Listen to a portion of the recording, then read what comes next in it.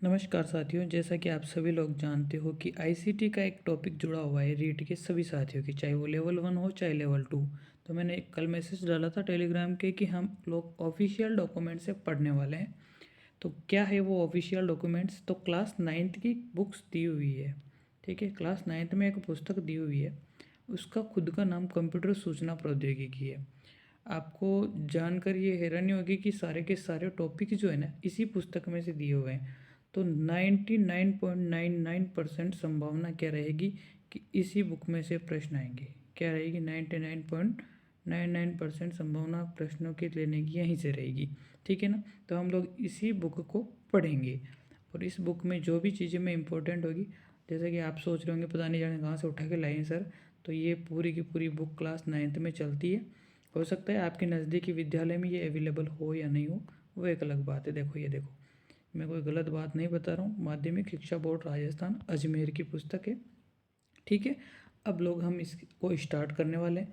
तो अगर आप चैनल पर नए हो, लाइक शेयर सब्सक्राइब कर देना यार, क्या है। ठीक है ना, तो आगे चलते हैं ना। और अगर आपको वीडियो अच्छा लगे तो इसे कमेंट भी ज़रूर करना। मैं पूरी कोशिश करूँगा कि आपको हर एक टॉपिक, हर एक चीज़ यहाँ पे समझा सकूँ। ठीक है ना। तो ये प्राकथन वगैरह आपने कुछ भी काम का नहीं है। ठीक है ना, इंडेक्स देख लो, ये सारे के सारे टॉपिक हैं इस टॉपिक के अंदर, है ना। ये सारी की सारी चीज़ें हैं। तो आज की क्लास को हम लोग स्टार्ट करते हैं। तो जो भी साथी, देखो परिचय वगैरह में कुछ नहीं पढ़ना है। ठीक है ना, ये फालतू की चीज़ें। परिचय आप सभी लोग जानते हो क्या होता है कंप्यूटर, क्या नहीं होता है, मौसम विज्ञान, अंतरिक्ष, यातायात, इन सभी में कंप्यूटर का काम होता है। इसको पढ़ने की कोई ज़रूरत नहीं है, यहाँ से प्रश्न नहीं आएगा। मैं पॉइंट टू पॉइंट पढ़ाऊँगा, जहाँ से क्वेश्चन आएगा जो समझाने की चीज़ है वहीं पे अपन बात करेंगे। ठीक है ना। देखो, कंप्यूटर शब्द की उत्पत्ति अंग्रेजी भाषा की, है ना, अंग्रेजी के कंप्यूटर शब्द से हुई है। ठीक है ना। यहाँ पे अंग्रेजी की जगह आपको लैटिन दे सकता है, कुछ भी दे सकता है, परंतु ऑफिशियल डॉक्यूमेंट में जो मान रखा है अपने को सिर्फ उसी की बात करनी है। अंडरस्टैंड। तो अंग्रेजी भाषा के कंप्यूटर शब्द से बना हुआ, जिसका अर्थ क्या होता है? गणना करना या फिर गिनती करना। ठीक है, क्या होता है? गणना करना या फिर गिनती करना होता है। ठीक है ना, यहाँ तक की बात आपको क्लियर हो गई होगी। इसके बाद में है कि इसमें कुछ इंपॉर्टेंट चीज़ नहीं है कि भाई 80% लोग गणितीय प्रकृति का होता है, सांख्यिक प्रकृति का होता है, इसमें से कुछ इंपॉर्टेंट नहीं है। इसमें से इंपॉर्टेंट है अंग्रेजी भाषा के कंप्यूटर शब्द से बने होते हैं, जिसके अर्थ होता है गणना करना है, गिनती करना है। सबसे ईजी प्रश्न बनाएगा तो यहाँ से बनाएगा। ठीक है, अब हम आगे चलते हैं। देखो, फालतू की चीज़ों में मैं आपका टाइम इन्वेस्ट नहीं करूँगा, कोई मतलब नहीं है ना यार, है ना। कंप्यूटर देख रखा है आपने, इसमें कुछ चीज़ें नहीं है डंकी। ठीक है ना, यहाँ पे भी कोई मतलब नहीं है कि क्या बनाना, डाटा बनाना, ये सब चीज़ें आपको पता है ना। इसके अंदर हम कुछ फालतू की चीज़ों की बात नहीं करेंगे। हम लोग चलेंगे फिर आगे। कंप्यूटर के प्रकार, देखो यहाँ से प्रश्न आता है। ठीक है ना, कंप्यूटर के प्रकार, है ना। अब यहाँ पे दे रखा है अनुप्रयोग के आधार पर, तो मैं आपको एक बार सरफेसली बता देता हूँ, हालांकि हम सारी चीज़ें पढ़ेंगे इसमें। तो अनुप्रयोग के आधार पर 3 प्रकार के कंप्यूटर होते हैं। पहला एक होता है एनालॉग कंप्यूटर। ठीक है, एनालॉग कंप्यूटर, एनालॉग कंप्यूटर, मेरे पास लिखने का थोड़ा सा वो नहीं है। तो एनालॉग कंप्यूटर, है ना। दूसरा होता है एक डिजिटल कंप्यूटर और तीसरा होता है हाइब्रिड। देखो, अपन सारी चीज़ें देखेंगे, analogue, digital, hybrid. Analogue, digital, hybrid किस आधार पर? अनुप्रयोग के आधार पर। कितने प्रकार के कंप्यूटर होते हैं? 3 प्रकार के, एनालॉग, डिजिटल, हाइब्रिड। ठीक है, याद हो गई बात, आगे चलते हैं। एनालॉग कंप्यूटर क्या होते हैं? देखो, अब ये देखो, है ना, इसमें लिखा हुआ है कि एनालॉग जो कंप्यूटर होता है, इसके बारे में देखते हैं हम। एनालॉग कंप्यूटर क्या होता है? यह अंकों पर कार्य नहीं करता। पहली लाइन क्या है, ये चीज़ ध्यान रखना है हमेशा। एनालॉग कंप्यूटर अंकों पर कार्य नहीं करता। तो किस पे कार्य करता है? देखो यहाँ पे, ये आपको ये क्या दिख रहा है? कर्व दिख रहा है ना, कर्व दिख रहा है। तो ये डायरेक्टली कर्व के माध्यम से डेटा उपलब्ध करवाता है। समझ गए मेरी बात को? अब इसमें इंपॉर्टेंट पहली बात क्या है कि एनालॉग कंप्यूटर अंकों पर कार्य नहीं करता। दूसरी बात क्या है? सीधा डेटा पे कार्य करता है। ठीक है। तीसरी बात, जो डेटा होता है ना, ताप हो चाहे दाब हो, लंबाई हो, विद्युत हो, इन सभी को जो है इन या फिर अन्य द्रव्यों के प्रवाह आदि को भौतिक राशियों के रूप में होते हैं। किस किस में इसका उपयोग होता है, ये चीज़ ध्यान रखनी। ताप, दाब, लंबाई और विद्युत किस किस में होता है? ताप, दाब, लंबाई और विद्युत में किसका प्रयोग होता है? एनालॉग कंप्यूटर का। ठीक है। और इम्पोर्टेंट चीज़ क्या है? ये संकेत जो होते हैं ना कंटिन्यूस होते हैं। एनालॉग जो देखो कंटिन्यूस है ना, कहीं नहीं रुक रहे ना, कंटिन्यूस है, कंटिन्यूस। ठीक है, सतत होते हैं। समझ गए मेरी बात को? एनालॉग कंप्यूटर क्या होते हैं, सतत होते हैं। ठीक है, एनालॉग कंप्यूटर क्या होते हैं, सतत होते हैं। चार तीन चीज़ें पढ़ी है। एनालॉग कंप्यूटर अंकों पर कार्य नहीं करते। दूसरी बात हमने पढ़ी है, ये भौतिक डेटा ताप, दाब, लंबाई, विद्युत आदि राशियों के रूप में प्रयुक्त होते हैं। ठीक है, तीसरी चीज़ क्या है हमारे पास में, तीसरी चीज़ है कि यह संकेत सतत होते हैं, कंटिन्यूस होते हैं। यहाँ तक की बात आपको समझ में आ गई होगी। ठीक है, चौथी चीज़ क्या है कि इनका उपयोग कहाँ होता है, स्पीडोमीटर में, घड़ियों में, विद्युत मीटर में, थर्मामीटर में, वोल्टेज मीटर में। कहीं कहीं में होगा, स्पीडोमीटर में, घड़ियों में, है ना, विद्युत मीटर में या अमीटर में, थर्मामीटर में, वोल्टेज मीटर में। इन सभी मीटर में कौन से कंप्यूटर का प्रयोग होता है, एनालॉग कंप्यूटर का प्रयोग होता है। ठीक है, यहाँ तक की बात एकदम क्लियर हो गई। पहली बात क्या है, अंकों पर कार्य नहीं करते। ठीक है ना। दूसरी बात क्या है, ताप, दाब, लंबाई, विद्युत आदि का मापन के लिए इनका उपयोग होता है। तीसरी बात क्या है, कंटिन्यूस, सतत होते हैं। और चौथे में आपको क्या याद रखना है, ये स्पीडोमीटर, घड़ियाँ, विद्युत मोटर, थर्मामीटर, वोल्टेज मीटर, इन सभी के किस में उपयोग, कौन से कंप्यूटर में उपयोग है, एनालॉग कंप्यूटर में। ये चार पांच चीज़ें इसमें से याद रखनी है आपको। मैंने क्या बोला कि मैं फालतू चीज़ें नहीं पढ़ाऊँगा, ठीक है ना। तो आप लोगों को इम्पोर्टेंट ही पढ़ना है, क्योंकि समय ही नहीं बचा है और इम्पोर्टेंट चीज़ों में से ही प्रश्न बैठेगा, ठीक है ना। अब आता है डिजिटल कंप्यूटर। अब डिजिटल कंप्यूटर जो होता है वो सीधा नंबर पर कार्य करता है, अंकों पर कार्य करता है। तो एनालॉग क्या क्या एनालॉग कंप्यूटर अंकों पर कार्य करता है, तो आप लोग कहोगे नहीं करता, वो सीधा कर्व पर, ग्राफ वगैरह पे काम करता है, ठीक है ना। स्पीडोमीटर हुई, घड़ियाँ हुई, विद्युत मीटर, थर्मामीटर, वोल्टेज मीटर, ये सभी एनालॉग कंप्यूटर के उदाहरण हैं। अब हम डिजिटल कंप्यूटर की बात कर रहे हैं। डिजिटल कंप्यूटर में डिजिट होते हैं। डिजिट कौन से होते हैं, बाइनरी डिजिट। तो मैं आपको बता देता हूँ, बाइनरी डिजिट होता है एक तो जीरो और एक होता है एक, ठीक है। जीरो और एक दोनों बाइनरी डिजिट होते हैं और इन्हीं डिजिटों के रूप में डिजिटल कंप्यूटर काम करता है, ठीक है। एकदम से मैं समझ में आ रही होगी, मैं बिल्कुल से हर एक चीज़ को आपको समझाते हुए चल रहा हूँ। तो हमने देखा एनालॉग जो कंप्यूटर होते हैं वो सतत होते हैं, परंतु डिजिटल जो कंप्यूटर होते हैं वो असतत होते हैं। देखो असतत हो रहे हैं, जीरो कभी एक, है ना, कंटिन्यू नहीं है, जीरो एक जीरो, फिर एक एक आ गया, है ना, फिर जीरो आ गया, फिर एक एक, फिर तीन बार जीरो आ गया। तो ये सतत नहीं है, अलग अलग डेटा वेरिएट कर रहे हैं यहाँ पे, ठीक है ना, वेरिएशन होता जा रहा है, इसलिए ये क्या है, असतत हैं। यहाँ तक की बात आपको एकदम क्लियर हो गई होगी, ठीक है। और इसमें जैसे माइक्रो कंप्यूटर होते हैं ना, जितने माइक्रो कंप्यूटर क्या होते हैं वो भी मैं बताऊंगा अभी। जितने भी माइक्रो कंप्यूटर हैं वो सब डिजिटल कंप्यूटर में आते हैं। जितने भी माइक्रो कंप्यूटर है, जितने भी माइक्रो कंप्यूटर है, जितने भी माइक्रो कंप्यूटर है वो सब डिजिटल कंप्यूटर में आते हैं। यहाँ तक की बात आपको एकदम क्लियर हो गई होगी, ठीक है। एक बार कंपेरिजन कराऊँ दोनों को, ठीक है। हाँ चलो थोड़ा सा कंपेरिजन करते हैं। पहला हमने देखा एनालॉग कंप्यूटर, एनालॉग में क्या था, अंकों पर कार्य नहीं करता, और डिजिटल क्या करता है, अंकों पर कार्य करता है, ठीक है ना। वहाँ पर ताप, दाब जैसी आदि भौतिक राशियाँ थी। कौन कौन सी भौतिक राशियाँ थी आपकी, ताप था, है ना, दाब थे, लंबाई थी, विद्युत थी, इन सभी का मापन एनालॉग के द्वारा किया जाता है। और कौन कौन से मीटर थे, अमीटर, वोल्ट मीटर, घड़ियाँ, थर्मामीटर, है ना, विद्युत मीटर, ये सब एनालॉग के उदाहरण थे। और यहाँ पे अंकों पर कार्य करता है और वो सतत होता है। ये क्या हो सकता है, असतत होता है। यहाँ तक एकदम क्लियर हो गया होगा। डिजिट पे काम करता है, बाइनरी डिजिट पे, ठीक है। हाइब्रिड कंप्यूटर देख लेते हैं। हाइब्रिड कंप्यूटर में जो होता है आपका, एक तो एनालॉग प्लस आपका डिजिटल कंप्यूटर, इन दोनों को मिला के क्या बनता है, आपका हाइब्रिड कंप्यूटर बनता है, ठीक है ना। अब क्या होता है, अब ये जो कंप्यूटर होता है ना, ठीक है ना, ये जो कंप्यूटर होता है ये पहले क्या करेगा, आपके जो एनालॉग्स होंगे, एनालॉग संकेत होंगे ना, उनको एब्जॉर्व करेगा, ठीक है, उनको ग्रहण करेगा। और फिर एनालॉग संकेतों को ग्रहण करने के बाद में उन्हें डिजिट सिग्नल देगा, ठीक है, डिजिट सिग्नल देगा। उसके बाद में क्या करेगा, परिणाम, जो भी परिणाम आएगा उसको अंकों के रूप में प्रदर्शित करेगा। समझ गए बात को। पहली बात क्या बताई मैंने, जो हाइब्रिड कंप्यूटर होगा वो एनालॉग और डिजिटल दोनों का मिक्सअप होता है। पहले एनालॉग सिग्नलों को ग्रहण करता है, ठीक है, एनालॉग सिग्नलों को ग्रहण करके उन्हें डिजिटल में बदल देगा, और फिर बाद में क्या देगा, फिर बाद में ये रिजल्ट देगा, ठीक है, बाद में क्या देगा, रिजल्ट देगा। ये बात एकदम क्लियर हो गई होगी आपको, है ना। अब दूसरी बात क्या है, दूसरी बात ये है कि दोनों कंप्यूटरों का समावेश होता है, ये भी आपको समझ में आ गया होगा। और हाइब्रिड कंप्यूटर का उपयोग कहाँ पे होता है, चिकित्सा के क्षेत्रों में। कहाँ पे होता है, चिकित्सा के क्षेत्रों में किसका उपयोग होता है, हाइब्रिड कंप्यूटर का प्रयोग होता है। जो जैसे मान लो रोगी कोई भी टेम्परेचर है ना, हार्ट बीट, ब्लड प्रेशर, इन सभी को जो है ना पहले क्या करेगा, एनालॉग सिग्नल में ग्रहण करेगा, फिर वो क्या करेगा, डिजिटल सिग्नल में बदलेगा। यहाँ तक की बात आपको समझ में आई। देखते हो ना आप, कभी कभी कर्व बनती है, कर्व के बाद फिर इनको डिजिट किया जाता है। ये हाइब्रिड कंप्यूटर होता है। ठीक है, आगे चले, आगे बढ़ते हैं हम इसी क्लास के लिए अब आकार के आधार पर। ठीक है, अब हम बात करेंगे आकार के आधार पर कितने प्रकार के कंप्यूटर होते हैं। देखो जहाँ से क्वेश्चन आना है ना, मैं बता रहा हूँ उसी में से आ जाएगा।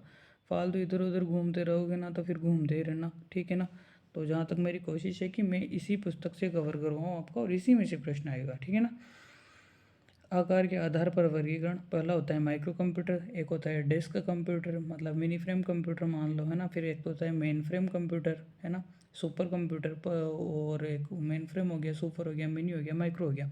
तो इनको धीरे धीरे करके अपन एक बार देखते हैं कि कौन सा कंप्यूटर क्या होता है। ठीक है, अब देखो सबसे पहले है माइक्रो कंप्यूटर। छोटा आकार होगा, नाम से पता चल रहा है ना, छोटा आकार होगा माइक्रो कंप्यूटर में, कम कीमत का होगा।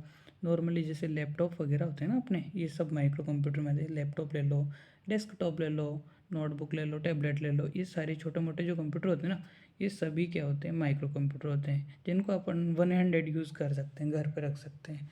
ये सारे के सारे समझ गए होंगे आप अच्छे से बात को मैं क्या कहना चाह रहा हूँ, है ना। एक ही व्यक्ति काम करता है माइक्रो कंप्यूटर में।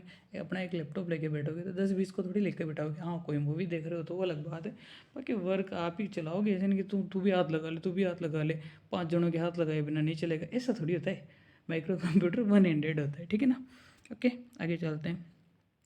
डेस्कटॉप, ठीक है ना, डेस्कटॉप कंप्यूटर ये देख ही रहे हो, ये माइक्रो कंप्यूटर का ही एक टाइप होता है डेस्कटॉप कंप्यूटर। ठीक है ना, माइक्रो कंप्यूटर का ही टाइप होता है। मैंने अभी बताया ना, डेस्कटॉप, लैपटॉप, पॉमटॉप, नोटबुक, टैबलेट, ये सभी। तो थोड़ा थोड़ा सा इनको भी देख लेते हैं यार। ऐसा कैसा कंप्यूटर आपने सबने देख रखा होगा। ये डेस्कटॉप होता है, क्या क्या होता है, CPU, monitor, mouse, board, keyboard, ये सब होते हैं। ये सब आप जानते हो, है ना। आगे चलते हैं, डेस्कटॉप के बाद लैपटॉप। ये टाइप्स याद रखना कि माइक्रो कंप्यूटर में कौन कौन से टाइप है, बस। लैपटॉप है, ये भी फ़ोटो बता रहा हूँ ना, ये माइक्रो कंप्यूटर के ही टाइप है। ठीक है, लैपटॉप आप जानते हो, सबने अपना अपना लैपटॉप देख रखा होगा। इसको कहीं भी ले जा सकते हैं, छोटे बच्चे की तरह उठा के गोदी में, कहीं पे भी कुछ भी करो, ये है ना। समझ गए होंगे बात को। पॉमटॉम, पॉमटॉप भी लैपटॉप के छोटा टाइप का होता है, बिल्कुल एक छोटा सा। जैसे आपने कभी कभी वीडियो गेम्स देखे होंगे छोटे टाइप के लैपटॉप, पॉमटॉप टाइप के, उस टाइप के। जैसे अभी इसमें शायद फ़ोटो होगा, ये देखो, ये देख लो आप, कैलकुलेटर की तरह होता है, बिल्कुल छोटू सा, है ना, छुटकू सा पॉमटॉप, है ना, बिल्कुल छुटकू सा होता है ना। अभी हमने क्या देखा, माइक्रो कंप्यूटर। माइक्रो कंप्यूटर में डेस्कटॉप कंप्यूटर दिखा दिया मैंने आपको, लैपटॉप दिखा दिया, पॉमटॉप दिखा दिया। ठीक है, आगे चलते हैं। नोटबुक, नोटबुक ऐसी होती है, नोटबुक बहुत फेमस हो रही है आजकल, पता है, लैपटॉप की जैसी आती है और इसमें शायद टच स्क्रीन वगैरह सिस्टम दे रखा है। इसमें नोटबुक काफ़ी फेमस हो रही है आजकल, नोटबुक बहुत चल रही है ना। तो पूछ सकते हैं नोटबुक किस टाइप के कंप्यूटर से संबंधित है, तो आप क्या करोगे वहाँ पे, माइक्रो कंप्यूटर। ओके, समझ में आ गई बात मेरी, क्या कह रहा हूँ। आगे चले, इसमें पढ़ने लायक कुछ चीज़ें नहीं है। देखो ये सारी के सारी यूजेज। टैबलेट आप सभी ने देखा होगा, है ना, टैबलेट सभी ने, मोबाइल ही टैबलेट ही समझ लो। आपका मोबाइल है ना, थोड़ी सी स्क्रीन बड़ी होती है, बाकी सारा का सारा टैबलेट का मैटर होता है ना। ओके, समझ में आ गई यहाँ तक की बात। अब हम चलते हैं मिनी कंप्यूटर में। देखो, है ना, माइक्रो कंप्यूटर कंप्लीट कर लिया हमने। माइक्रो कंप्यूटर के टाइप्स देख लिए, कौन कौन से थे, डेस्कटॉप, लैपटॉप, पॉमटॉप, नोटबुक और टैबलेट। अब हम देखेंगे मिनी कंप्यूटर। ठीक है, मिनी कंप्यूटर में क्या होता है, ये थोड़ा सा माइक्रो कंप्यूटर से थोड़ा सा लेवल का होता है। ठीक है ना, लेवल का होता है, लेवल का, है ना। ये थोड़ा सा लेवल का होता है, माइक्रो कंप्यूटर से थोड़ा सा बड़ा। जैसे कि छोटे मोटे बड़े बड़े जो कार्यालय होते हैं ना, इनकी क्या है, संग्रहण क्षमता लैपटॉप जो होते हैं ना, माइक्रो कंप्यूटर, उनसे थोड़ी ज़्यादा होती है। तो ऐसे प्रश्न बनेंगे नहीं हालांकि, परंतु अगर ऐसे क्रम जमाने के लिए बोलते हैं ना, तो सबसे छोटा होता है माइक्रो कंप्यूटर, फिर उससे बड़ा होता है मिनी कंप्यूटर, फिर उससे बड़ा होता है मेन फ्रेम कंप्यूटर, फिर सबसे बड़ा होता है सुपर कंप्यूटर। ये चीज़ें आपको याद रखनी है बस। तो यहाँ पे थोड़े से बड़े कार्यालय और बैंकों में प्रयोग में लिया जाता है ये। ठीक है ना, ये याद रखना है आपको। और इसमें एक से ज़्यादा सीपीयू लग जाते हैं, ताकि एक से ज़्यादा व्यक्ति काम कर सकते हैं, है ना, एक से ज़्यादा व्यक्ति इसमें काम कर सकते हैं। आगे चलें, ठीक है, आगे चलते हैं। ये जैसे इस टाइप से देख लो आप, मिनी कंप्यूटर थोड़ा सा ऐसे होता है ना, देख लेना आप। अपने काम नहीं पड़ा है वैसे, पड़ेगा अभी तो फ़िलहाल तो, पर कभी कभी बैंक वगैरह में अच्छा खासा बैंक होता है ना, उसमें अगर आप जाओगे तो आपको देखने को मिल सकता है। चलो, मेन फ्रेम कंप्यूटर क्या होते हैं, ये थोड़े और ज़्यादा बड़े आकार के होते हैं, किससे, माइक्रो और मिनी कंप्यूटर से, है ना। तो इनसे थोड़े और ज़्यादा बड़े होंगे, है ना, और इनसे थोड़े महंगे भी होंगे। तो इनकी आपको याद कुछ नहीं करना है, आपको ये कंपनियाँ याद करनी है। कौन कौन सी कंपनियाँ जो है मेन फ्रेम कंप्यूटर बनाती है, तो IBM 4300, IBM 4381, वेक्स 8842। तो आप ज़्यादा याद नहीं रख पाओ ना, तो IBM और वेक्स याद रख लेना कि दोनों किसके हैं, मेन फ्रेम कंप्यूटर के उदाहरण हैं। ठीक है ना। क्लास अच्छी लग रही हो तो एक बार लाइक ज़रूर कर दीजिएगा यार, है ना। थोड़ा सा मुझे मोटिवेशन मिलेगा तो मैं आपके लिए कंटिन्यू क्लास लेके आऊँगा। और मेरे हिसाब से लगभग अपन 20 पेज भी रोज़ करेंगे तो 8 से 10 क्लास के अंदर ही अंदर ये कंप्लीट करा दूँगा। और आपको पता ही मैं फालतू की चीज़ें मैं नहीं पढ़ा रहा हूँ, मेन चीज़ देख रहे हैं और फालतू चीज़ों को स्किप करते हुए चल रहे हैं। ठीक है ना। अब आगे बढ़ते हैं। सुपर कंप्यूटर, ठीक है ना। सुपर कंप्यूटर में सबसे बड़ा कंप्यूटर, है ना। सुपर कंप्यूटर में सबसे बड़ा कंप्यूटर होता है, सबसे बड़ा, है ना। इनकी इम्पोर्टेंस क्या होती है, तो सबसे अच्छी ये देखें इम्पोर्टेंस क्या होती है। तो इनकी इम्पोर्टेंस होती है जो बड़े बड़े जो वैज्ञानिक अनुसंधान केंद्र होते हैं ना, जैसे मौसम विभाग की भविष्यवाणी करना, है ना, प्रयोगशालाएँ, रक्षा संगठन, न्यूक्लियर पावर, आनुवांशिकी, जेनेटिक्स, जो वैज्ञानिक टाइप के जो लोग होते हैं जो बड़े बड़े काम करते हैं, है ना, अपनी सोच से थोड़ी सी परे होती है। परे तो क्या अपन भी बन सकते हैं वैज्ञानिक, पर बने नहीं, मास्टर बन गए, है ना। जब तो गैलोजी के धक्के खा रहे हैं अभी तक अपन लोग, है ना। चलो कोई बात नहीं है, ये तो सारी जो चीज़ें चलती रहेगी। अब हमें देखने कि कौन कौन से कंप्यूटर जो है आपके वो सुपर कंप्यूटर में आते हैं। परम, क्रे, नेक और CDC। परम, क्रे, नेक और CDC, ये चीज़ें याद रखनी है आपको। हमने देखा मेन फ्रेम में कौन से होते हैं, IBM और वेक्स। IBM की 2 सीरीज़ थी, 4300, 4381, और वेक्स की एक सीरीज़ थी 8842। ठीक है, क्लियर। अब इसमें सुपर कंप्यूटर में हमें याद रखना है परम और क्रे।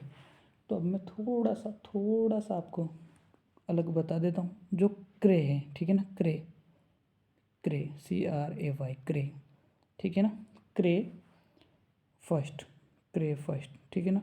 ये दुनिया का पहला कंप्यूटर है, विश्व का पहला कंप्यूटर, सुपर कंप्यूटर, कंप्यूटर नहीं, सुपर कंप्यूटर। विश्व का पहला सुपर कंप्यूटर कौन सा है, थोड़ा सा मैं यहाँ ब्लैंक पेज में लिखूँगा ताकि आपको समझ में आ जाए सारी चीज़ें। क्रे फर्स्ट, ये याद रखने लायक चीज़ें, क्रे फर्स्ट, ठीक है ना। विश्व का पहला सुपर कंप्यूटर, ठीक है ना, सुपर कंप्यूटर, ठीक है ना। भारत का कौन सा है, भारत का पहला परम, कौन सा है, परम। यहाँ से प्रश्न पूछा जाता है बहुत बार, और वो है परम का भी 8000 वाली सीरीज, 8000, है ना, जो कि शायद 1991 में बना था, 1991 में। ये तीनों चीज़ें, और ये कहाँ का है, ये भारत का है। ये स्क्रीनशॉट ले लो चाहो तो आप। क्रे फर्स्ट कहाँ का है, विश्व का पहला, विश्व का पहला कंप्यूटर, सुपर कंप्यूटर कौन सा है, क्रे फर्स्ट। और भारत का पहला सुपर कंप्यूटर कौन सा है, परम 8000, कब बना था, 1991 में। क्लियर, ठीक है, आगे चलें। एक चीज़ और बताऊँ, एक चीज़ और बताऊँ, ठीक है, एक चीज़ और बताऊँ, है ना। अगर विश्व का सबसे तेज़ कंप्यूटर, है ना, विश्व का सबसे तेज़ कंप्यूटर पूछता है वो, तो आपको करना है ये, सॉरी एक सेकेंड, है ना। विश्व का सबसे तेज़ कंप्यूटर पूछता है तो फ्रोंचर, ठीक है, फ्रोंचर या फॉर्चूनर ऐसे कुछ बोलते होंगे यार, मुझको अंग्रेजी को ना है ना, अपन सीधा देसी ठर्रा आदमी है ना। तो ये है विश्व का सबसे तेज़ कंप्यूटर, ठीक है। और भारत का सबसे तेज़ कौन सा है, परम सिद्धि, कौन सा है, परम सिद्धि। ये थोड़ा सा बेसिक नॉलेज के लिए आप याद रख सकते हो तो रख लेना, बाकी इस किताब में नहीं है। ए और फर्स्ट, ठीक है ना, ये है, ठीक है ना। ये भारत का सबसे तेज़ है, ठीक है ना। आगे चलते हैं, हम किताब पे आ जाते हैं वापस।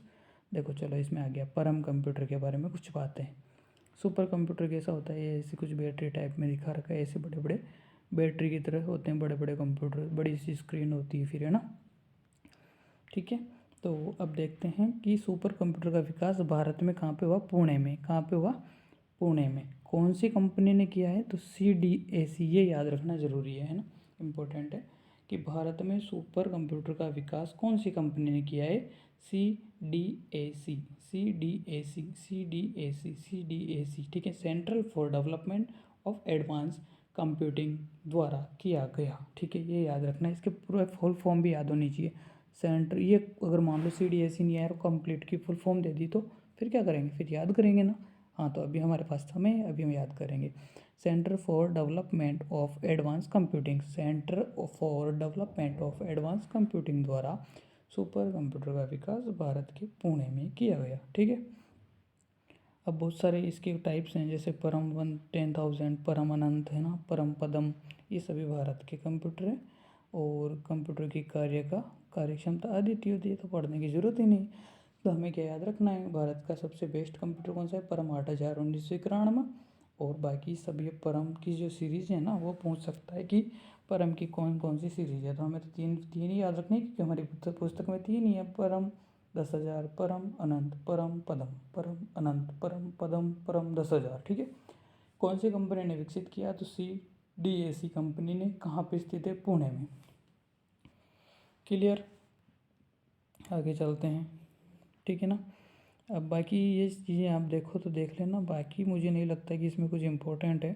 जहाँ से मैं देखो, मैं फालतू की चीज़ें नहीं पढ़ाऊँगा। ठीक है ना। मेरी एक ही आदत है, ये टाइम इन्वेस्टमेंट, टाइम बेकार जाएगा आपका। ये सभी मैं पढ़ के सुनाऊंगा कि भविष्यवाणी, औषधि डिजाइन, आणविक मॉडल, सुदूर संवेदन केंद्र, रोगों का इलाज, ये मैं पढ़ा चुका हूँ अभी इससे पहले, है ना। वापस रिवीजन करने का वो नहीं है। अभी समय, थोड़ा सा समय की वैल्यू मुझे आपको थोड़ा ध्यान रखते हुए, अब कंप्यूटर का उपयोग क्या है, इसमें भी क्या बताऊँ अब आपको, आप सब जानते हो, है ना। ऑप्शन को देख के आप वहाँ पे क्लिक कर दोगे भाई कंप्यूटर के उपयोग क्या क्या है ना। जैसे कि परीक्षाओं के परिणाम जारी करना, आजकल ऑनलाइन परीक्षाएं होगी, इंटरनेट चलाना, ये लाडीम का मेरे से ज़्यादा जानते हो आप तो, है ना। इन सब चीज़ों में रेल, बस, समय सारणी, हवाई जहाज, टेलीफोन नंबर, डायरेक्टरी, ये सब के सब सारे के सारे कंप्यूटर से संचालित होने वाले काम है ना। ये सब, ये फालतू की चीज़ें मैं नहीं पढ़ाने वाला हूँ, क्योंकि प्रश्न आएगा नहीं, है ना। अब देखो यहाँ पे एक प्रश्न बनेगा, ठीक है ना। इंटरनेट पर उपलब्ध एक अन्य सुविधा जिसे नेट टेलीफोनी कहते हैं, क्या है ये नेट टेलीफोनी। देखो, चैट वगैरह ये सारी चीज़ सुविधाएं भी पूछ सकता है कि नेट टेलीफोनी कहाँ से संबंधित है। चैटिंग आप जानते ही हो, है ना। चैटिंग आप जानते हो, है ना। नेट टेलीफोनिंग मतलब आप जानते हो ना कि कभी व्हाट्सअप कॉल वगैरह करना, है ना। व्हाट्सअप कॉलिंग वगैरह करते हैं ना, ये नेट टेलीफोनिंग मान लो, है ना। ये सारी चीज़ें, ये कुछ ज़्यादा वीडियो कॉन्फ्रेंसिंग, है ना। अब देखो, व्हाट्सअप यूज़ करते हैं अपन, ठीक है ना। समझ लो, सीधी सी मैं समझा देता हूँ, नहीं तो बोलोगे सर कुछ ही नहीं टाइम पास कर रहे हो। व्हाट्सअप यूज़ करते हैं, ठीक है ना। व्हाट्सअप पे अपन जो SMS करते हैं, ठीक है, वो क्या कहलाती है, चैटिंग। ठीक है। कॉल करते हैं अपन, कॉल, है ना, वो क्या कहलाती है, टेलीफोनी। और वीडियो कॉल करते हैं तो वो कहलाती है वीडियो कॉन्फ्रेंसिंग। ओके। जिसमें फ़ोटो दिख जावा एक दूसरा लो। ओके। क्लियर। हाँ, मन की बातें हो जाती कभी कभी बिना मिले भी, है ना। Okay. Clear. Clear. E commerce आप जानते हो, ई कॉमर्स की फुल फॉर्म तो क्या ही पूछेगा, ई कॉमर्स होता है क्या है, तो वस्तुओं का ऑनलाइन खरीदना या बेचना ई कॉमर्स होता है। ठीक है। वस्तुओं का ऑनलाइन से शेयर मार्केटिंग मान लो, या फिर आप इधर से ये फ्लिपकार्ट वगैरह, है ना, मंत्रा, पता नहीं बहुत सारी साइटें चल रही जहाँ से अपन यहाँ से पेमेंट करते हैं ऑनलाइन, और वो अपना सामान भेज देते हैं घर पे। ई कॉमर्स ही होता है ना। ठीक है। अब यहाँ पे इम्पोर्टेंट प्रश्न है ATM से। ठीक है। ATM क्या काम करता है, इधर से ये ऐसी मशीन होती है ना, बहुत सारों ने प्रयोग कर रखा होगा, यहाँ पे सभी ने कर रखा होगा, सबके सब मैच्योर है ना। तो ये रहा। ठीक है। ATM का पूरा नाम अगर आपसे पूछे तो क्या है आपका, ATM का पूरा नाम ऑटोमेटिक टेलर मशीन। क्या है, ऑटोमेटिक टेलर मशीन। ठीक है। इसमें कार्ड होता है, कार्ड डाला पैसा निकाला। ठीक है। स्वचालित गणक मशीन, क्या है इसका हिंदी नाम, स्वचालित गणक मशीन। ठीक है ना। ठीक है, ठीक है, ठीक है। ओके। देखो, एक अर्थ ये भी होता है एनी टाइम मनी, है ना, ATM का, पर वही याद रखना है आपको, ऑटोमेटिक टेलर मशीन, इसमें मत घुस जाना, है ना। ATM machine, ATM machine, ATM machine. ठीक है। ATM मशीन हमारी हो गई कंप्लीट, है ना। ओके। और अब हम थोड़ा सा इसको देखते हैं, DTP क्या होता है ना। DTP की फुल फॉर्म थोड़ा सा ध्यान रखना है।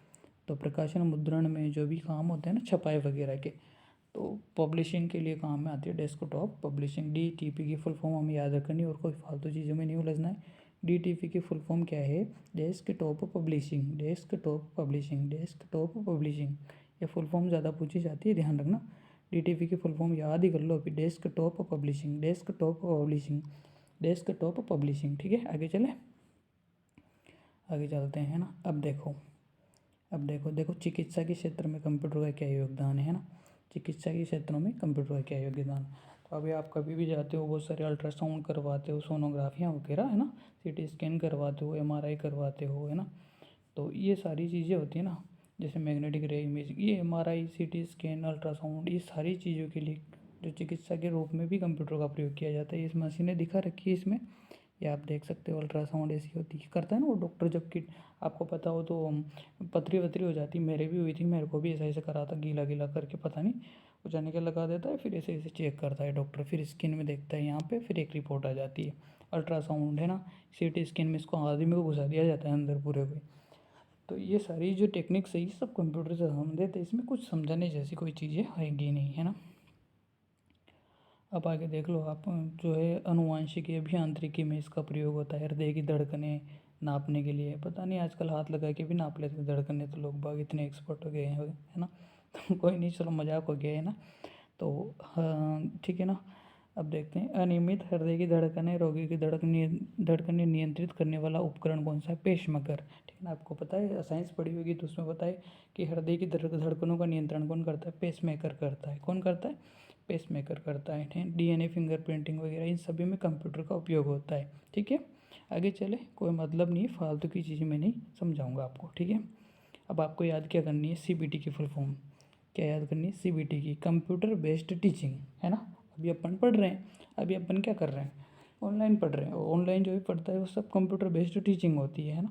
कंप्यूटर बेस्ड टीचिंग होती है। स्टूडेंट लाइव चैट कर सकता है, घर पे बैठे टीचर से बात करता है ना। बिल्कुल एज इट इज, जैसे कि आप इंटरेक्शन बना रहता है ना, ऑनलाइन लाइव चैट वगैरह, ये सारी चीज़ें किस में आती है? सीबीटी में, कंप्यूटर बेस्ड टीचिंग में। अगर प्रश्न, अगर मान लो वो कंप्यूटर बेस्ड टीचिंग नहीं दे, और अगर ऐसे प्रश्न बना ले कि आजकल इंटरनेट के माध्यम से ऑनलाइन लर्निंग और ट्रेनिंग वगैरह स्टूडेंट को टीचर किसके द्वारा सिखाता है? तो वो सीबीटी के द्वारा। ठीक है, क्लियर। आगे चलते हैं, computer based teaching, okay. Robot वगैरह आप जानते हो, ये सारी चीज़ें किससे होती है? निर्धारण कंप्यूटर से होती है। अब देखो, CAE का पूरा नाम क्या है? Computer aided engineering. क्या है? Computer aided engineering. Computer aided engineering, देखो ये शॉर्ट फॉर्म के फुल फॉर्म याद होना ज़रूरी है। मैं साफ साफ बता दूँ आपको, ये प्रश्न आएगा यहीं से 100%। ठीक है ना। अभी शॉर्ट फॉर्म, ये कंप्यूटर एडेड इंजीनियरिंग क्या होती है? तो आपने देखा होगा, वस्तुओं का जो डिज़ाइनिंग बनाना, ये सारी चीज़ें इसी में आती है। पुल वगैरह इन सभी का निर्माण करना, है ना। कुछ डिज़ाइनों के लिए, है ना, कंप्यूटर एडेड डिज़ाइनिंग, तो CAD, तो CAD तो होती है कंप्यूटर एडेड डिज़ाइनिंग, और CAE होती है कंप्यूटर एडेड इंजीनियरिंग। ठीक है। अब डिज़ाइंस में आपको पता है, नक्शा बनाना, जैसे बनाते हैं ना बहुत सारे बैठे बैठे कार्टून्स वगैरह, इसका सब कंप्यूटर एडेड डिज़ाइन में, CAD में होता है। डिज़ाइन बनाने का कार्य किसमें किया जाता है? तो CAD में किया जाता है। कंप्यूटर CAE की फुल फॉर्म क्या है? Computer aided engineering. इम्पोर्टेंट चलेंगे ताकि आपका समय बचे, और परीक्षा में, पेपर में प्रश्न यहीं से आएगा, इसी पुस्तक में से आने की 99.99% संभावना रहेगी। ठीक है, आजकल आने के ऐसे गेम में कोई मतलब नहीं है इनमें, कंप्यूटर में, है ना। दो ढंग की चीज़ों की तो मैं बताऊँगा, नहीं तो नहीं बताऊँगा आगे। देखो 12 पेज कर लिया अपने बातों ही बातों में, है ना। 20 पेज डेली करेंगे ना तो हो जाएगा जल्दी से, है ना। तो मैं आपको पता ही, फालतू की चीज़ें स्किप कर ही रहा हूँ। ये अब आपको इसमें क्या बताऊँ मैं, जैसे कंप्यूटर जुरासिक पार्क, कंप्यूटर जनित डायनासोर, ये ऐसे डायनासोर बना देंगे, तो ये सब आप समझते हो, इनमें टाइम वेस्ट करने से कोई मतलब नहीं है ना। अब आपसे पूछेगा वो यहाँ पे कि जैसे संगीत वगैरह, इनकी नई धुनें जनरेट करते हैं आजकल कंप्यूटर से, तो आप देखते हो ना, वो जैसे राजस्थानी गानों में कुछ ज़्यादा ही लहर का दिखेगा आपको, और do do do do do do ऐसी कुछ चीज़ें चलती रहती है। तो वो सब कहीं से होगा? वो सब कहीं से होगा? वो सब होता है MID, मिडी से। और मिडी की फुल फॉर्म क्या है? Musical instrument digital interface. क्या है? Musical instrument digital interface. Musical instrument digital interface. देखो पता है आपको, वो अलग अलग म्यूज़िक बना देते हैं कुछ भी, है ना। कभी बारिश करवा देंगे, कभी सीटियाँ बजा देंगे, कभी मोर की आवाज़ आ जाएगी उसमें से निकल के। तो ये सारी की सारी चीज़ें किससे संबंधित है? आपकी मिडी से संबंधित है। किससे संबंधित है? मिडी से। मिडी क्या है? Musical instrumental digital interface. देखो ये क्वेश्चन आ गया ना, मिडी की फुल फॉर्म, तो मैं आपको मतलब दावे के साथ कह रहा हूँ, जिसने ये पुस्तक नहीं पढ़ी है ना, वो नहीं कर पाएगा 100%। क्योंकि म्यूज़िकल तक दिमाग नहीं जाएगा कंप्यूटर में वहाँ पे। ठीक है ना। वो ऑप्शन में ऐसे देगा मेन फ्रेम, है ना, इंस्ट्रूमेंटल डिज़ाइनिंग, इंटर सर्किट, ऐसे ऐसे ऑप्शन देगा। अभी आएगा किसको, जिसने ये किताब पढ़ी है। समझ रहे हो मेरी बात को? ये एक प्रश्न आपको पता है कितने मायने करता है, और गलत करते हैं -6 भी, -0.66 भी घटेंगे वहाँ पे, ठीक है ना। तो क्लियर हो गया होगा ये आपको अच्छे से, है ना। वीडी क्या है, मीडी क्या है, musical instrumental digital interface. Okay, अब देखो कंप्यूटर की विशेषताएं क्या है। तो मैं सबसे महत्वपूर्ण विशेषता गति, स्पीड। अब इसमें मैं ज़्यादा समय नहीं लूँगा। देखो कंप्यूटर आपको पता है इंसान से ज़्यादा स्पीड में काम करेगा, बात खत्म, ठीक है ना। फुल स्पीड, शुद्धता, एक्यूरेसी, ठीक है। मैं आपको बोलूँ कि 16,1657 इंटू 16,1829 का गुणा करो, कितना टाइम लग जाएगा, हो सकता है उसमें गलती भी हो जाए, परंतु कंप्यूटर में एक सेकंड के अंदर अंदर अपन कंप्लीट कर देंगे काम को, ठीक है। आगे चले, सक्षमता, थकेगा ही नहीं, दिन रात ही चलाए जाओ। अगर मैं आपको दिन रात ही पढ़ाने लग जाऊँ थक जाओगे ना, बात खत्म, क्लियर। स्मरण शक्ति कंप्यूटर की बेहतर होती है, बहुत सारा जो है डेटा वो संग्रहण कर सकता है अपने दिमाग में। बहुत सारा डेटा अगर संग्रहण हो जाए तो अपने कंप्यूटर हो जाते हैं अब तक तो, है ना। तो आप समझ ही सकते हो कि कंप्यूटर की पावर, रिमेम्बरिंग पावर कितनी ज़्यादा होती है, ठीक है ना। उपयोगिता, व्यापक उपयोगिता, आपको पता है हर जगह आजकल कंप्यूटर का उपयोग है। कंप्यूटर नहीं आता है तो हम मास्टर ही नहीं बनाएंगे। क्यों नहीं बनाएंगे? क्योंकि आपको आईसीटी नहीं आएगी, आईसीटी नहीं आएगी तो आप 5 नंबर यानी 5 क्वेश्चन यानी कि 10 नंबर पे चल जाओगे, और 10 नंबर हो सकता है आप इस सिलेक्शन में बाधा बन जाए, है ना। Very good.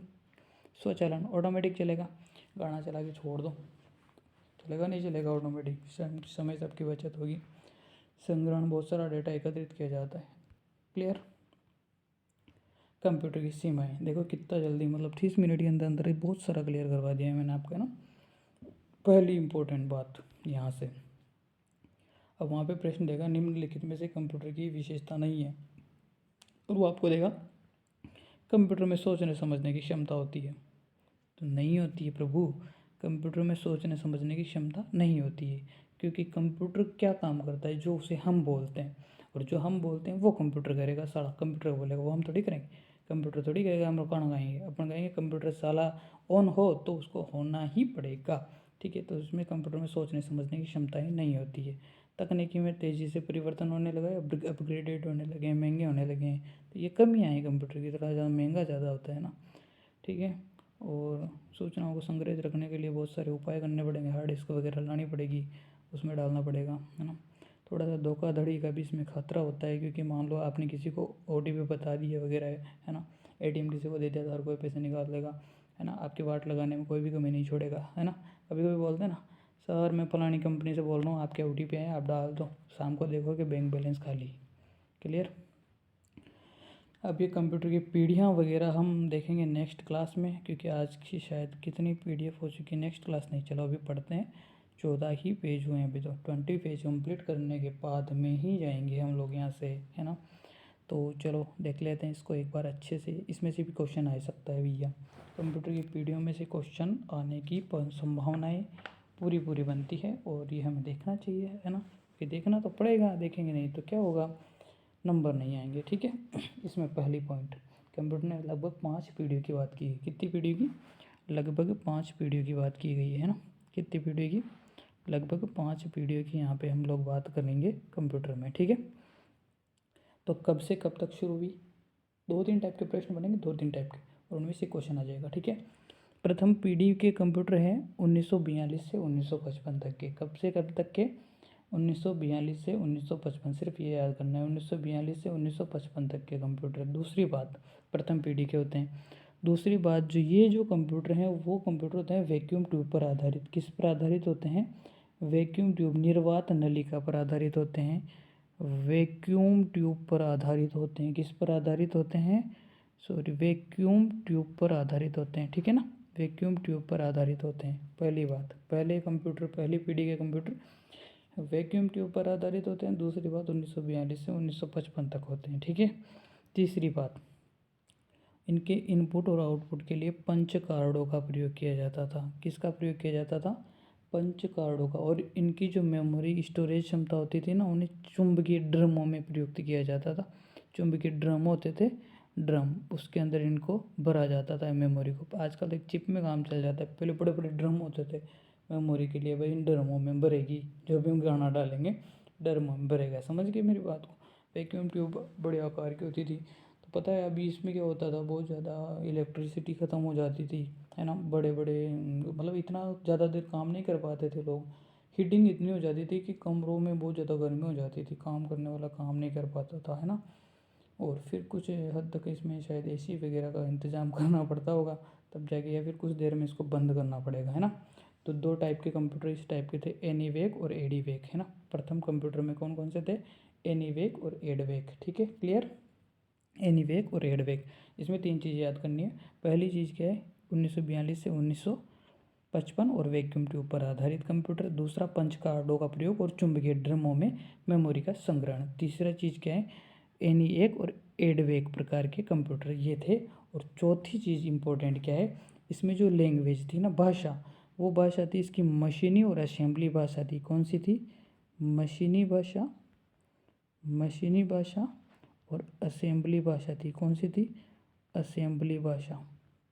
पहले कंप्यूटर की पूरी पूरी बात हो गई क्लियर। देखो, पहले कंप्यूटर वैक्यूम ट्यूब पर आधारित, दूसरा भाषा है असेंबली, और कौन सी थी, मशीनी भाषा। तीसरा, चुंबकीय ड्रम प्रयुक्त होते थे मेमोरी के लिए। और पांचवी चीज़ क्या है, एनीएक और एडीवेक प्रकार के कंप्यूटर इससे संबंधित है, क्लियर। आगे चलें, दूसरी पीढ़ी के कंप्यूटर, ठीक है। अब देखो, तब थोड़ी सी वैक्यूम ट्यूब भारी होती थी, है ना, सारा खर्चा वगैरह, लाइट वगैरह, ये सारी चीज़ें उसमें देखनी पड़ती थी। तो दूसरे कंप्यूटर में जो है ना, थोड़ा सा आविष्कार हुआ। आविष्कार किसका हो गया, ट्रांजिस्टर का। किसका हो गया, ट्रांजिस्टर का, है ना। किसका आविष्कार हो गया यहाँ पे, ट्रांजिस्टर का आविष्कार हो गया। और ट्रांजिस्टर का आविष्कार किसने किया, बेल ने। किसने किया, बेल लेबोरेटरीज में। अब इसे याद कैसे रखेंगे, चलो, पहले अपने पास वैक्यूम ट्यूब थी, अब लैब में गए तभी तो आविष्कार हुआ ना ट्रांजिस्टर का। तो लैब में गए तो लेबोरेटरीज में गए, आज लैब को पूरा नाम लेबोरेटरीज टाइप होता है ना, लेबोरेटरीज द्वारा किया गया। किसके द्वारा किया गया, लेबोरेटरीज के द्वारा। कब किया, भारत जब आज़ाद हुआ 1947 में, है ना। और इनका टाइम भी याद रखना, 1955 से 1964, ठीक है ना। तो अब वैक्यूम ट्यूब की जगह कौन सी चीज़ आ गई, ट्रांजिस्टर आ गई, है ना। क्या आ गए, ट्रांजिस्टर। अब ट्रांजिस्टर बना कहाँ का होता है, तो ये भी याद रखनी है कि अर्धचालक धातु का ट्रांजिस्टर बना होता है, ठीक है। किसका बना होता है, अर्धचालक धातु का बना होता है। और जो कि अब ये ट्रांजिस्टर क्या काम करेगा, वही काम करेगा जो वैक्यूम ट्यूब करती थी। वैक्यूम ट्यूब को स्थानांतरित कर दिया ना, वैक्यूम ट्यूब को हटा दिया, इसकी जगह ट्रांजिस्टर लगा दिया, तो ट्रांजिस्टर वैक्यूम ट्यूब का ही काम करेगा, क्लियर, ठीक है ना। अभी उससे काफ़ी हद तक बेस्ट है, बिजली की खपत भी कम करेगा, है ना। और इस मेमोरी वगैरह भी उससे काफ़ी बेटर है। इसमें प्राइमरी मेमोरी यहाँ पे उपलब्ध हो गई थी, है ना। और प्राइमरी मेमोरी क्या होती है, सेकेंडरी मेमोरी क्या होती है, इसके बारे में हम लोग और अच्छे से बात करेंगे, और अच्छे से आगे वाली क्लास में, क्योंकि इसका चैप्टर है प्राइमरी मेमोरी और सेकेंडरी मेमोरी का, तो इसको और अच्छे से आगे वाले चैप्टर में हम लोग क्लियर करेंगे, है ना। तो इसमें से हमें क्या याद रखना है भाई, ये जो दूसरी पीढ़ी के कंप्यूटर थे, वो वैक्यूम ट्यूब को हटा के ट्रांजिस्टर का प्रयोग किया गया। किसने किया, लेबोरेटरीज ने किया। किस धातु से बनी होती है, तो ट्रांजिस्टर अर्धचालक धातु से बनी होती है ना। क्लियर हो गया होगा ना, क्लियर हो गया होगा, ठीक है। सॉलिड स्टेट डिवाइस, ये तो याद करो तो कर लेना, नहीं तो बाकी अर्धचालक धातु याद रख लेना आप लोग, तो है ना। यहाँ तक की बात आपको क्लियर हो गई होगी, है ना। यहाँ तक की बात आपको क्लियर हो गई होगी, है ना, ठीक है। और आगे चलते हैं, इसको छोड़ के हम लोग, ठीक है। इसमें थोड़ा सा इंपॉर्टेंट चीज़ लास्ट वाली ये बात है कि इसमें कौन कौन से टाइप के थे कंप्यूटर, है ना। इसमें कौन कौन सी सीरीज़ के थे, तो आपको याद रखना है। एक तो IBM सीरीज़, कौन सी सीरीज़, IBM सीरीज़। कौन सी सीरीज़, IBM सीरीज़, है ना। कौन सी सीरीज़, IBM सीरीज़। और एक याद रखनी है आपको, CDC सीरीज़। कौन सी, CDC series, IBM series, CDC series, है ना। और एक और आती है यूनिवेक सीरीज़, है ना, वो याद रखो तो ठीक है। बाकी आप IBM और इसमें जो दे रखे हैं ना CDC, ये तो आपको याद रखनी ही है, ठीक है ना। और एक और पहले मैंने IBM किस में बताई थी, याद करो, याद करो, किस में बताई थी, मेन फ्रेम कंप्यूटर में IBM बताई थी ना, IBM 4300, IBM 4381 और वेक्स, है ना। ये किस में बताए थे मैंने, मेन फ्रेम में बताए थे, क्लियर। आगे चले, आगे चले। देखो, समय नहीं है तो मेरे को शॉर्ट में सारी चीज़ें समझानी, और जो इम्पोर्टेंट है वो समझानी है ना। अब हम बात करेंगे तीसरी पीढ़ी कंप्यूटर की। देखो, इसमें हो गई ना IBM और CDC, ठीक है, याद रखना। दूसरी पीढ़ी में ट्रांजिस्टर पर आधारित था, IBM और CDC टाइप के कंप्यूटर होते हैं, ठीक है। थर्ड पीढ़ी आ गई, थर्ड पीढ़ी आ गई तो और चेंजेज होगा, है ना। अब यहाँ ट्रांजिस्टर जो था ना, उसको हटा के इंटीग्रेटेड सर्किट का इस्तेमाल किया। किसका किया, इंटीग्रेटेड सर्किट का इस्तेमाल किया है ना, और इसे बोलते हैं आईसी। तो आईसी की फुल फॉर्म भी पूछ ही ली जाती है कि आईसी की फुल फॉर्म क्या है। क्या है आईसी की full form? Integrated circuit, integrated circuit, ठीक है ना। अब आईसी कैसी होती है? ऐसी होती है आईसी, ठीक है ना। देख लो आईसी है ये, इतना सा कहाँ, इतनी सी चिप में काम हो गया है ना, ठीक है। तो कंप्यूटर और भी छोटा हो गया, इतना बड़ा कंप्यूटर तो और भी छोटा हो गया, छोटी जगह में रखा गया। समझ रहे हो मेरी बात को? कैपेसिटी वो की वही है, जो कैपेसिटी तो वो की वही है, बाकी चीज़ छोटी होगी, छोटी चीज़ बड़ा काम है ना, वो वाली बातें होती जा रही है। और आगे चलकर इसने अपने एक छोटे चिप का भी लोकप्रिय हो गया। कोई बात नहीं, इसमें सिर्फ आपको ये याद रखनी है कि इसमें IBM, ALC और वेक्स ये सब मिलित थे। IBM, देखो IBM उसमें भी था, इसमें भी है, ठीक है ना। IBM उसमें भी था और इसमें भी है, परंतु इसकी सीरीज चेंज होती है। उसमें 7000 कुछ 94 था, है ना, और इसमें 360। इसमें छोटे वाले छोटा नंबर आ जाएगा, समझ लेना, छोटा नंबर, बड़ा नंबर उसमें आ जाएगा, उससे छोटा नंबर इसमें आ जाएगा। थोड़ा सा देख लेना, एक बार रिविजन कर लेना, है ना। तो अब आगे चलते हैं। वेक्स, ACL, है ना, और IBM के कंप्यूटर्स में आता है। तो प्रश्न क्या पूछता है पता है आपको? प्रश्न पूछता है इंटीग्रेटेड सर्किट का सबसे पहले इस्तेमाल कौन सी पीढ़ी में किया गया है? तीसरी पीढ़ी में, ठीक है। और ऐसे पूछेगा आपको प्रश्न है कि इसका टाइम पूछ सकता है, आपको टाइम भी हो सकता है। टाइम एक बार लिख लेना कॉपी में, याद कर लेना अच्छे से। 1964 से 1975, कौन सी पीढ़ी का? तीसरी पीढ़ी का। क्लियर? चलें आगे। ओके, चतुर्थ पीढ़ी का कंप्यूटर, है ना, चौथी पीढ़ी का कंप्यूटर हो गया है 1975 से 1989, है ना, 1975 से 1989 का। और इसमें क्या किया? अब इंटीग्रेटेड सर्किट है, अब उसको बेटा देंगे बेचारे को। अब आ जाएगा very large scale integration, VSLI। कौन आ गया? VSLI, ठीक है। फोर्थ पीढ़ी में इसका उपयोग किया गया, सॉरी, फोर्थ पीढ़ी में इसका उपयोग किया गया, ठीक है ना। अब VSLI का प्रयोग कौन सी पीढ़ी में किया गया? फोर्थ पीढ़ी में किया गया, ठीक है ना। क्लियर? क्लियर या नहीं? ठीक है, क्लियर हो गया ना। अब जो इनके परिपथों में जो चिप लगाया जाता था, ठीक है ना, इनके परिपथों में माइक्रो चिप लगाने लगे, मतलब बाद में, है ना, ठीक है ना। तो अब इसमें देखो इसको कितना छोटा कर दिया, मतलब इसके 1 इंच के चौथाई भाग में लाखों सारे ट्रांजिस्टर और कई सारे इलेक्ट्रॉनिक सर्किट समा गए, मतलब इतना छोटा कर दिया इसको, है ना। और इसकी जो परिपथ होते हैं उसे माइक्रोचिप कहने लगे। तो अब प्रश्न क्या आएगा इसमें से? पहला प्रश्न आएगा इसका टाइम, मुश्किल आता है इतना।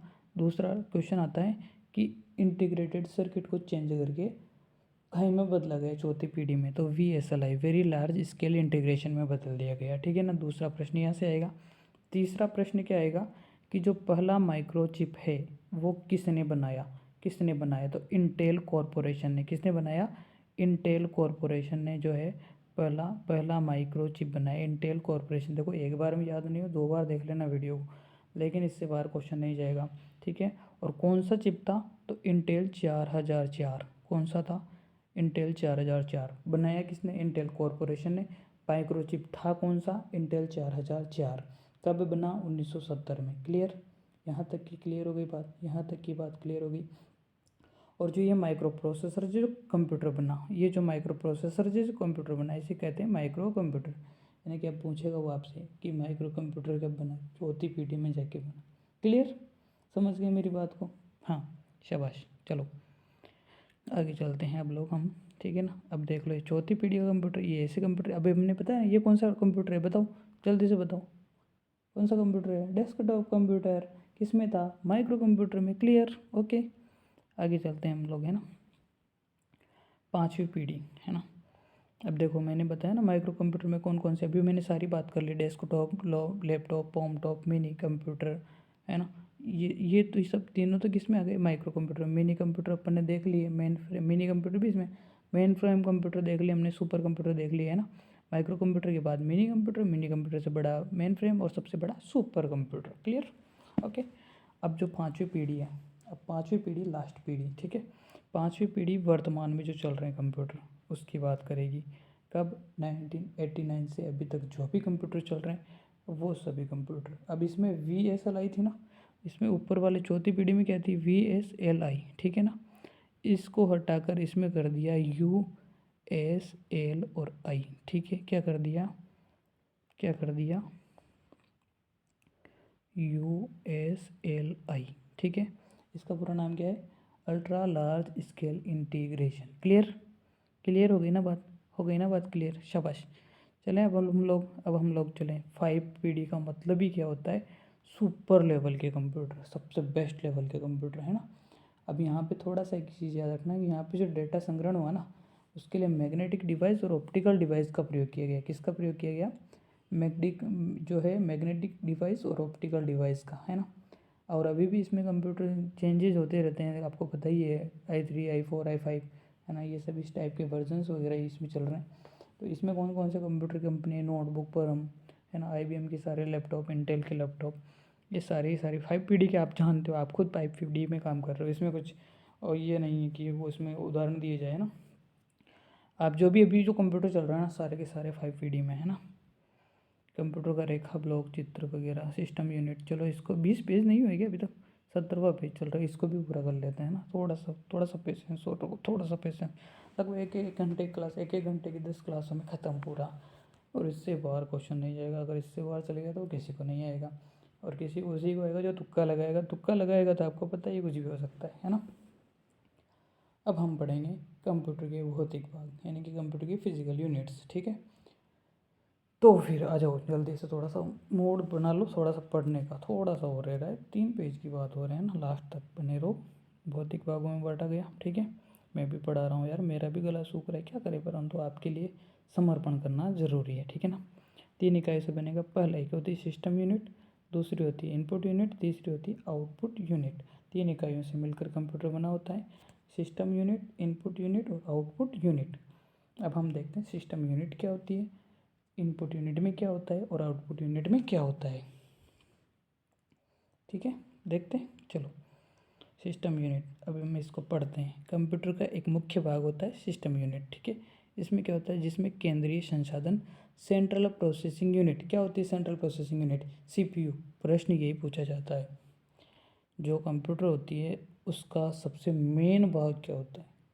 क्या होता है मेन भाग कंप्यूटर का? CPU, ठीक है। दूसरा पार्ट होता है इनपुट डिवाइस, तीसरा पार्ट होता है आउटपुट डिवाइस।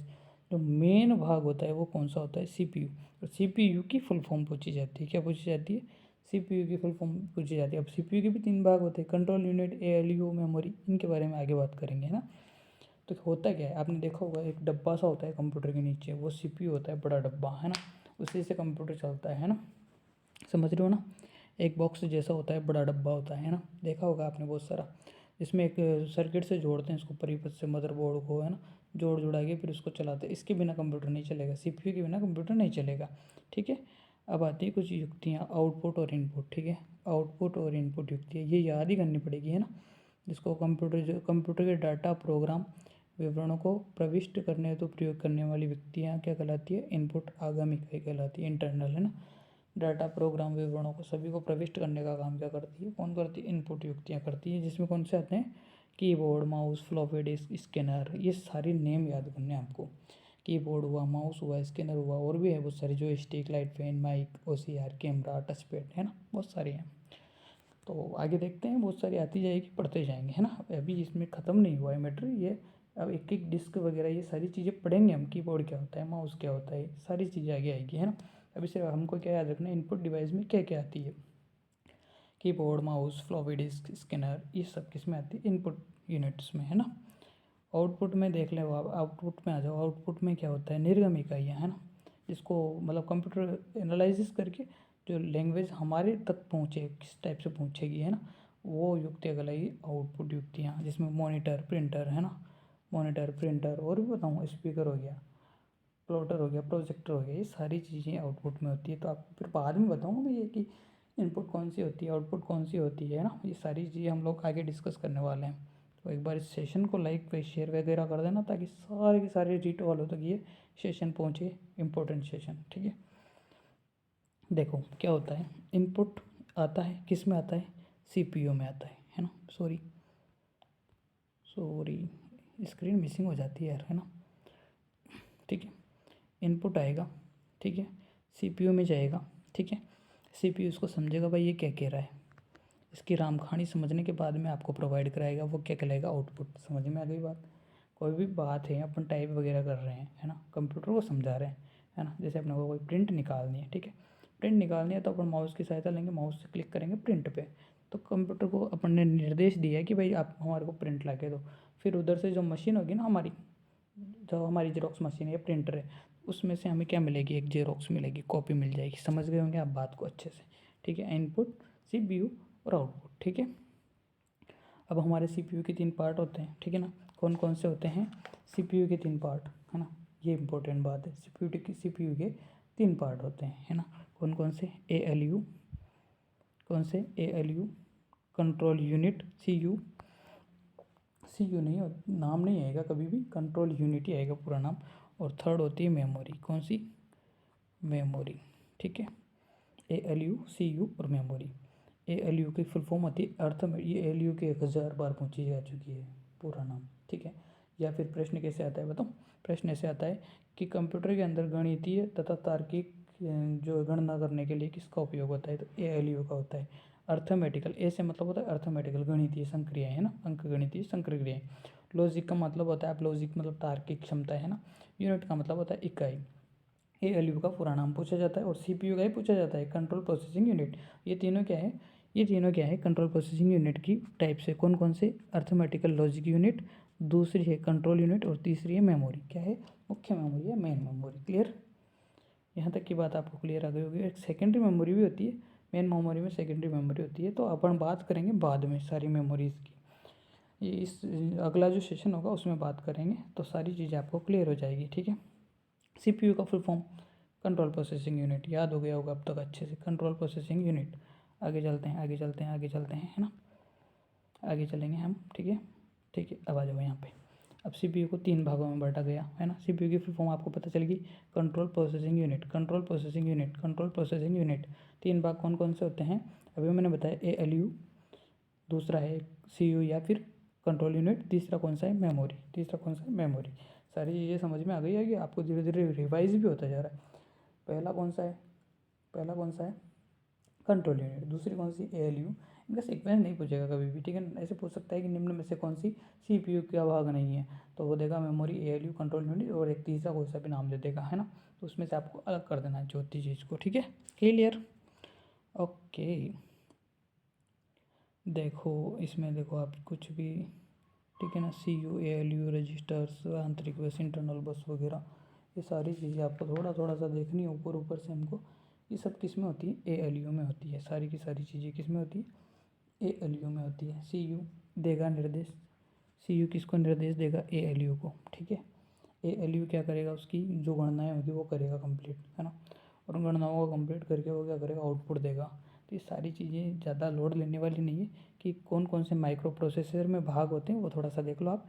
एक तो आंतरिक बस, इंटरनल बस होती है ना, एक होती है रजिस्टर होता है, और एक CU होता है, एक ALU होता है। इसमें ज़्यादा घुलने की ज़रूरत नहीं है, इसमें से प्रश्न भी नहीं आएगा। ये देख लो माइक्रो प्रोसेसर कैसा होता है, फ़ोटो देख लो, आपकी ज़िंदगी में ताला काल वो पड़ जाए पे काम वाम पड़े नहीं पड़े, अपने को पेपर निकालने से मतलब है ना। कितने पेज हो गए, 19 हो गए, लास्ट पेज और पढ़ लेते हैं। ऐसे हो गए लगभग 1 घंटे की क्लास हो गई यार, है ना। तो चलो पर आगे कुछ तो सीखने को मिला है आपको, नहीं अगर कुछ सीखने को मिला है तो लाइक करके ज़रूर जाइएगा, है ना।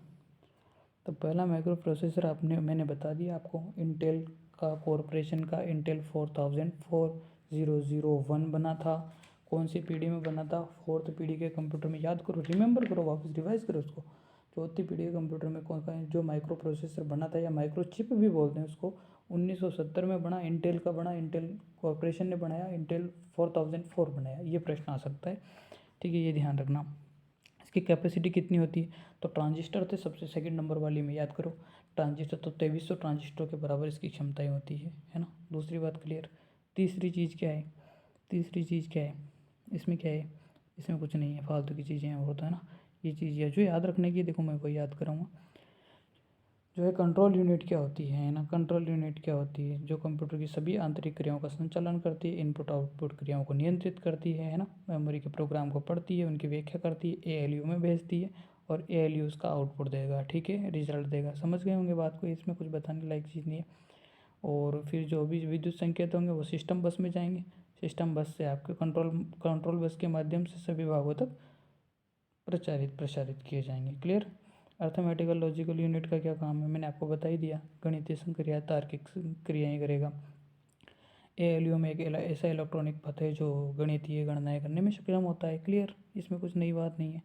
आगे चलो, है ना भाई। देखो जो चीज़ें हैं ना वही बताना है चाहिए, फालतू की इधर उधर इसको पढ़ने में क्या मतलब है। मैंने सारी चीज़ें बता ही दी है आपको, है ना। तो आपका टाइम भी मेरे हिसाब से वेस्ट नहीं हो, इतना अच्छा मैं काम करने की कोशिश कर रहा हूँ यहाँ पे, ठीक है ना। ये रजिस्टर एक्यूमुलेटर वगैरह गणनाओं का संग्रह कोई मतलब नहीं है ना। मेमोरी में आ जाओ। मेमोरी आपको पता ही है, स्मृति, याद रखने की क्षमता, स्टोरेज कैपेसिटी वगैरह, ये सारा मेमोरी का काम है। मेमोरी को आप अच्छे से जानते हो, है ना। मेमोरी के दो भाग हैं, मेन मेमोरी और एक्सटर्नल मेमोरी। इनको बाद में हम लोग पढ़ेंगे, तो अभी की क्लास के लिए सिर्फ इतना ही। अब अगली क्लास में हम मेमोरी से स्टार्ट करने वाले हैं ना, क्योंकि मेमोरी थोड़ा बड़ा टॉपिक है। तो आज की क्लास 1 घंटे की हो चुकी है, वैसे लगभग 20 पेज कवर हो गए ना शायद, हाँ। तो अभी के लिए सिर्फ इतना ही। बहुत बहुत धन्यवाद, बहुत बहुत आभार। अच्छे लगे वीडियो तो सभी लाइक करना, दोस्तों को शेयर करना, ताकि किसी का भला हो सके, क्योंकि मैं भी इसी उद्देश्य से आप लोगों के लिए वीडियो बना रहा हूँ। थैंक यू सो मच, धन्यवाद।